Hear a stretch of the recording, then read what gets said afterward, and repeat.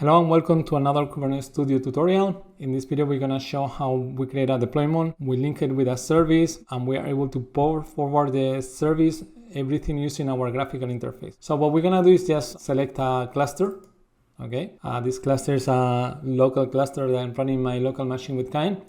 And as we can see, we have three main namespaces: default, local path, and kube system. And what we're going to do is we're going to go to this toolbar.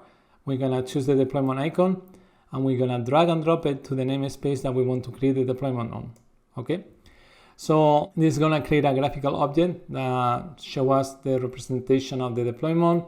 And what we're going to do is to go to the quick editor for us to have a helper and a visual way of creating this deployment. Okay, the first thing that we're gonna do is to define the image of the container that this deployment has. So we can do that by just clicking on the Docker button on the container to be able to find the image that we're looking for. In this case is Metabase.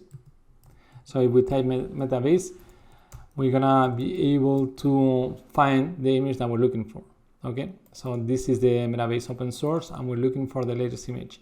As you can see, the image is already being populated. So now that we have a container, we're gonna also have the possibility of using this graphical interface to define the container port. And in this case, it's 3000. So we're just gonna open this port.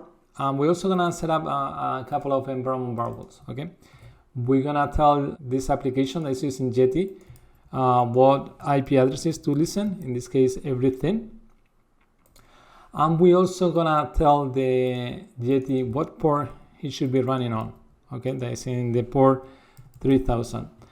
We're also gonna add one more variable to tell this application what type of database to use. Okay, so in this case we're gonna use H2, that is a local database that's just gonna run on the container. Okay, we're also gonna give this deployment a name, and we're gonna call it deployment metabase, and we're gonna push and create the deployment, and the deployment will create the pod.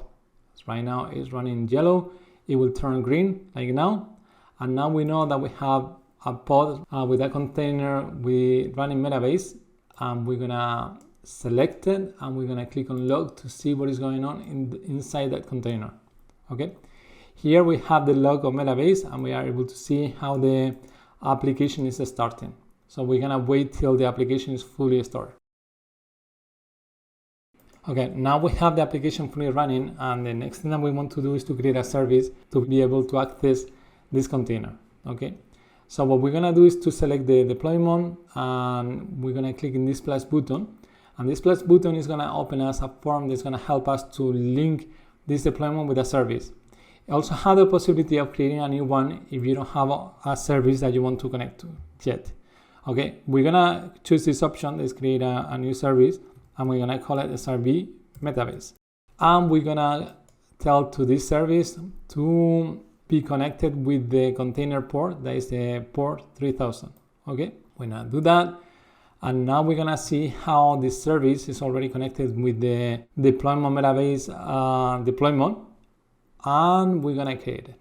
Okay, the next thing that we need to do is that to be able to access this application from outside the cluster, what we need to do, and the easiest thing to do, is to create a port forwarding. And this is really easy to do with Kubernetes Studio, because the only thing that we need to do is to choose the service, go to the quick panel and click on the forward button for the port that we want to forward. Okay, I just click and it was really quick done. And now we have a new icon that's showing us the link that this port forwarding have.